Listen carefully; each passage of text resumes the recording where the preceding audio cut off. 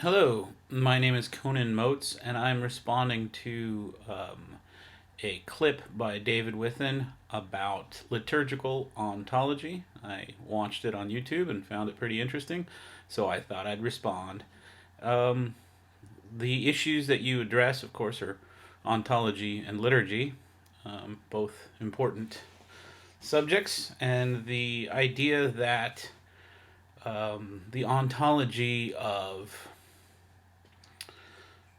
Buddhism and Hinduism are nihilistic, and that both the ideas of essence preceding existence and existence preceding essence are also nihilistic.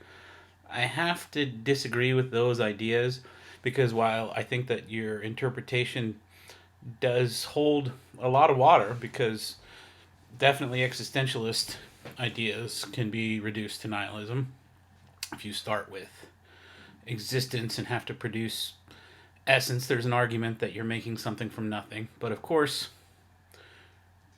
you do exist, so therefore this co-creation that you were talking about, that derives from liturgical ontology, could also be applicable to existentialist philosophy. And I think the melancholy Dane, what's his name, Kierkegaard, does that well in Fear and Trembling.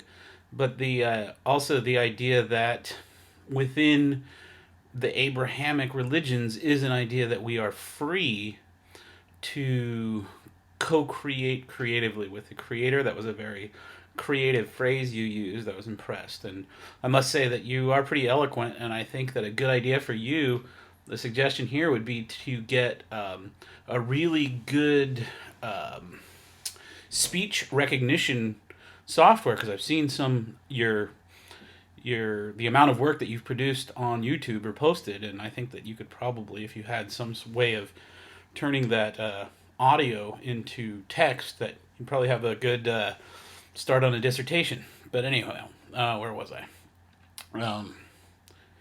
Yes, I also have problem with the idea that liturgically there is a, well, first off, you use the word patriotistic, and I think that there's a problem with that, and maybe that's just my own sensibilities about the term patriarchy. But the idea that we can co-create with God, I think that there's a sense in which we are subject to God more than he or she to us, is problematic and not co-creative. I think of Prometheus or Adam, who have been not creating in the way that the gods or God would like, and therefore suffering retribution. So perhaps it might be more accurate or fair to say that the that God has the final cut, and that we're assistant creators or assistant directors, and that we can only direct in a subordinate role. But anyhow, I just wanted to respond because I think that it's interesting what you're putting out there on the internet, and so yeah, I hope that you've enjoyed my response, and perhaps you'll have a refutation to what I say. All right, all the best.